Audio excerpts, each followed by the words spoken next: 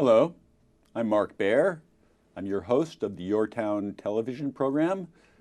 My guest, Dmitry Piterman, and we're going to talk about the Salvador Dali Museum, the Dali 17 project. We are right there in front of the Fisherman Wharf at the Custom House Plaza, which is Old Maritime Museum. Which I spent a lot of time in. Yes, so okay, yeah. so it's open, it's fabulous. It's all because of you. It's all because of this fabulous collection of yours. How did this happen? Well, you said because of me. It's actually because of Salvador Dali, who about 75 years ago decided to make Monterey, Pebble Beach, Carmel, his temporary home. Obviously, 1941, Europe was engulfed in World War II,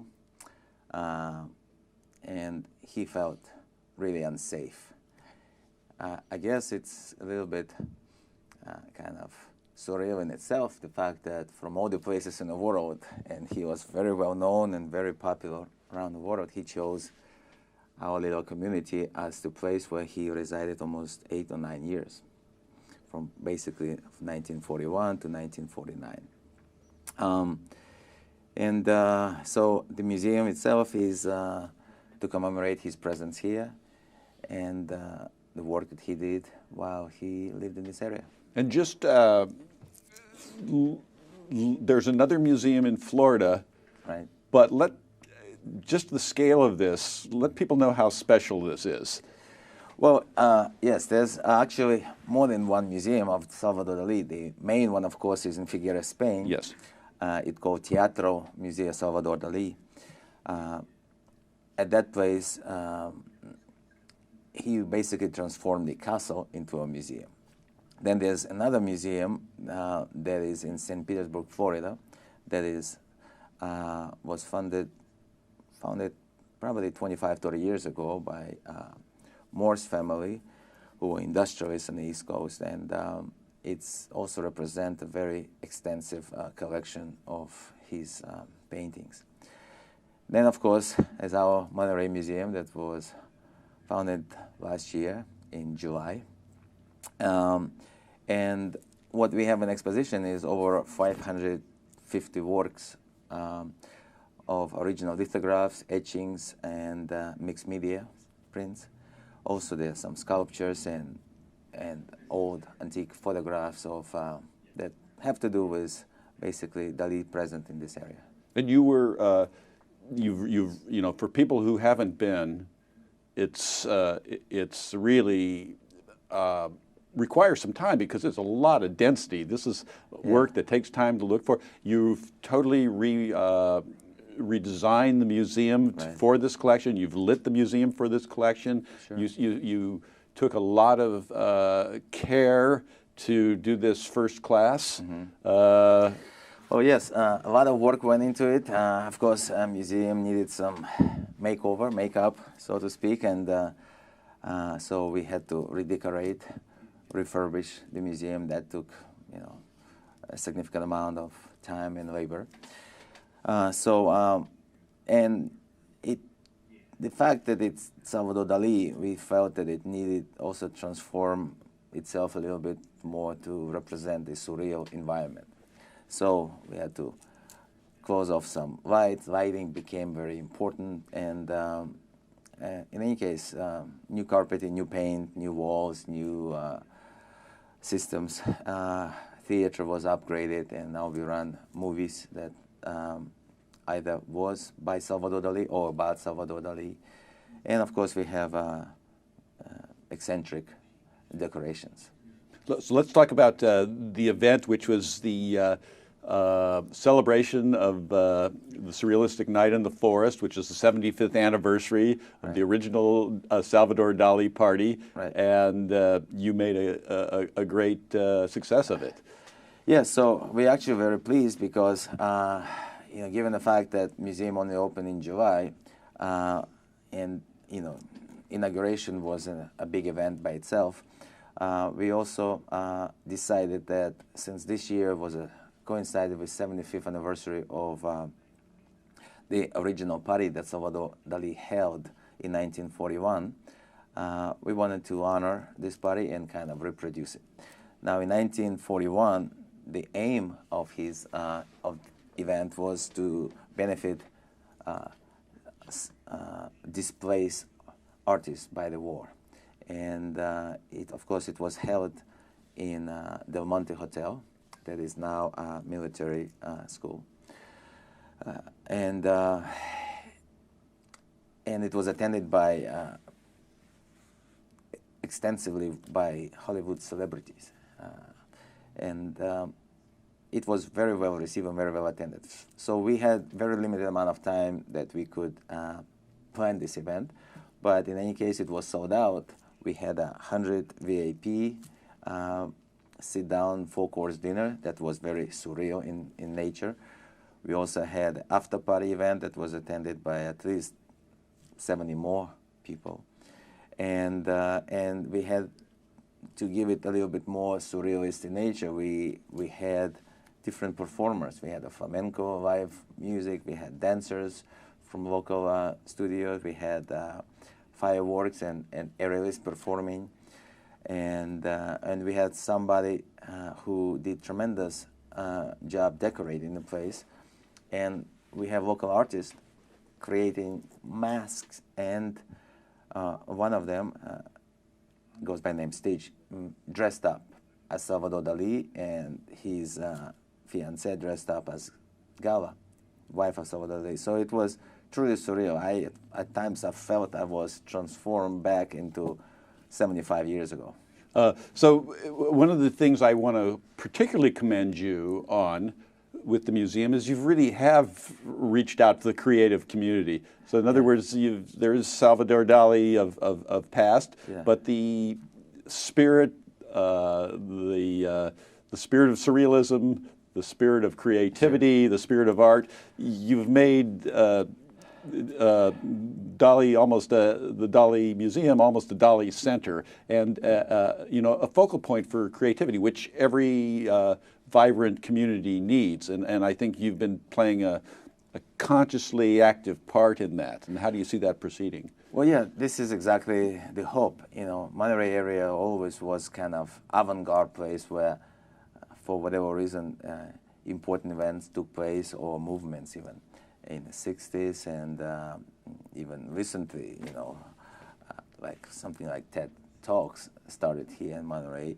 And so the nature of Dali art is also kind of like representative of the area. So, and this is our goal, to revive some kind of artistic movement. As you know, Carmel area, Monterey, and really the entire, even Santa Cruz area, it's all populated by many artists and many galleries and many tourists that come here, benefit from this kind of artistic creativity that is available at in this area. So I'm hoping that the fact that museum now is present, and we could create different activities around this, that it will include maybe some kind of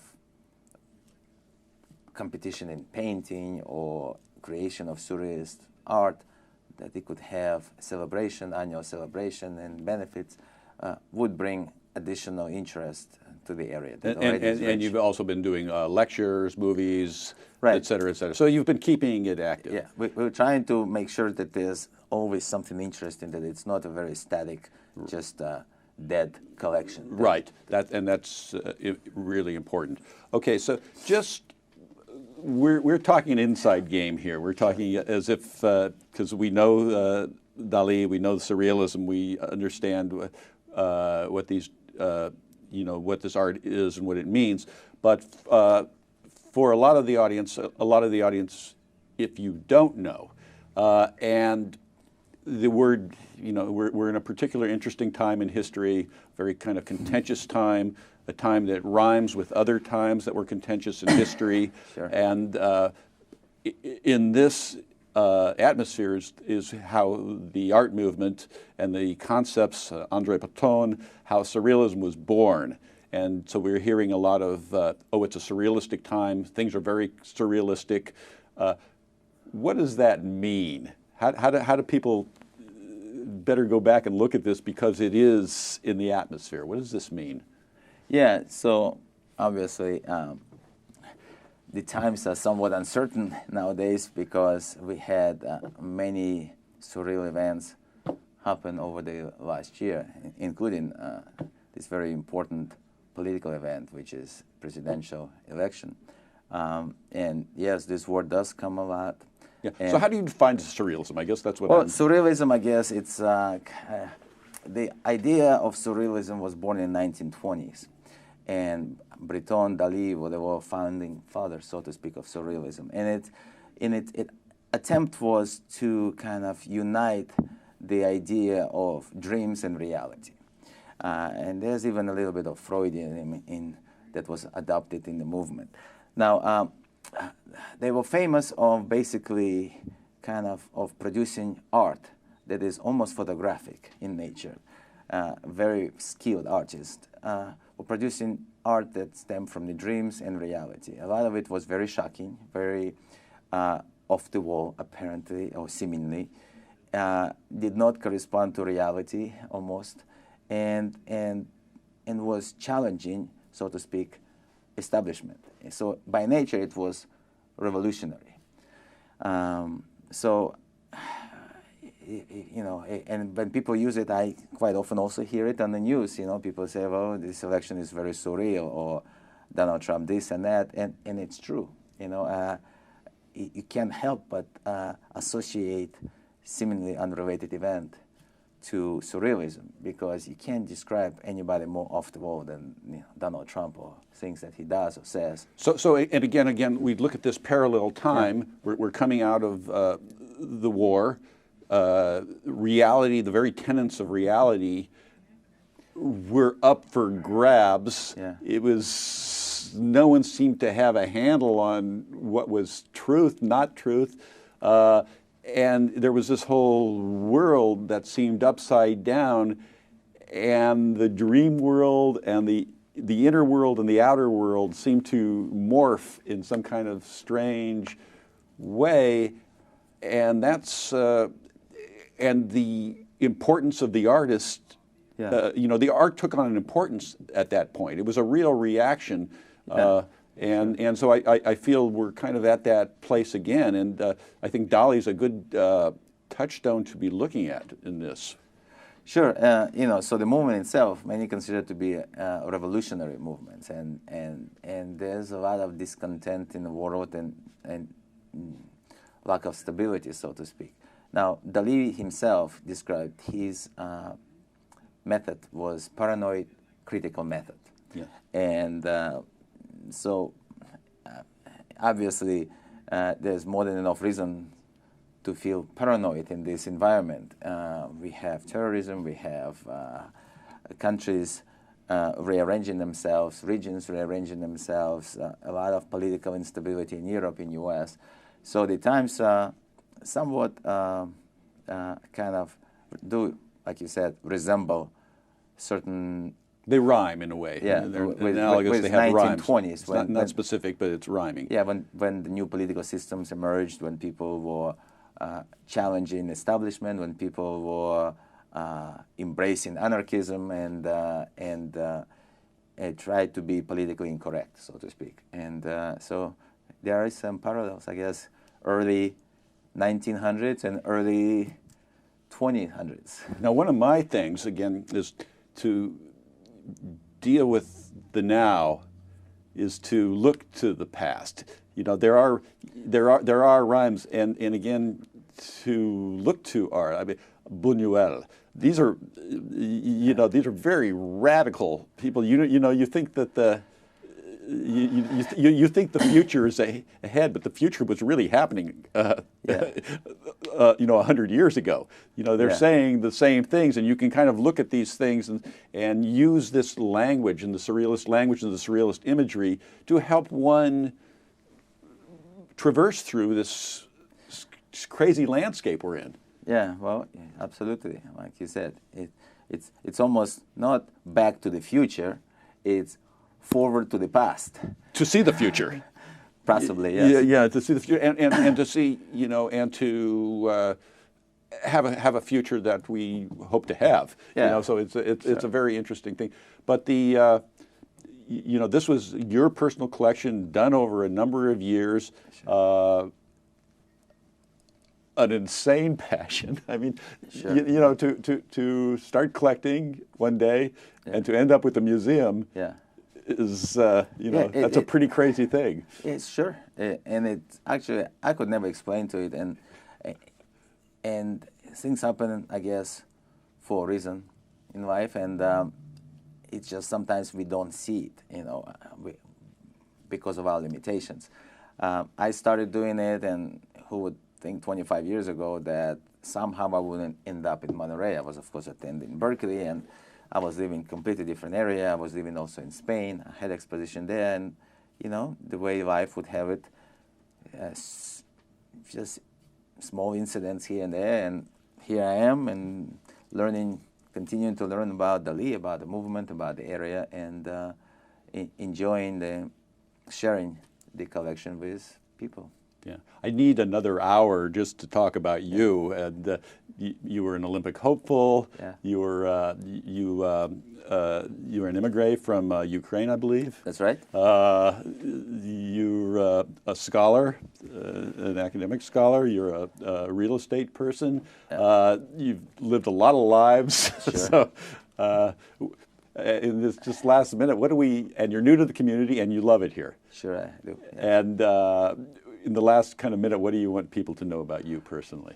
Well, relatively new. I acquired property here in 2012, but still obviously learning and the intricacy of the community and the area itself.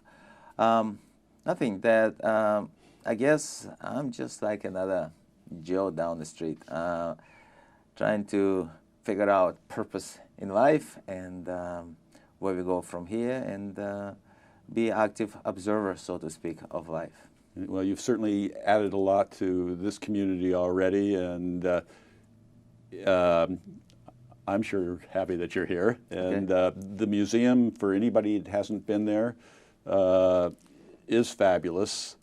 And how do they find it online? It's the Dali 17 project? Yes, Dali17.com.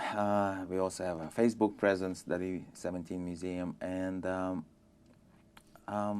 there's so much media, and we've been covered by so many different national media, and from national radio stations to Washington Post, San Francisco Chronicle, American Airlines put us in their magazine, and USA Today chose us one of the #1 of 10 best places to see this year. Perfect. My guest, Dmitry Piterman, the Dali 17 project, the Dali Museum. A shout out to Katya, who really does the work behind the scenes. Yes, absolutely. You're watching YourTown television program, and we will return. Thank you. Thank you.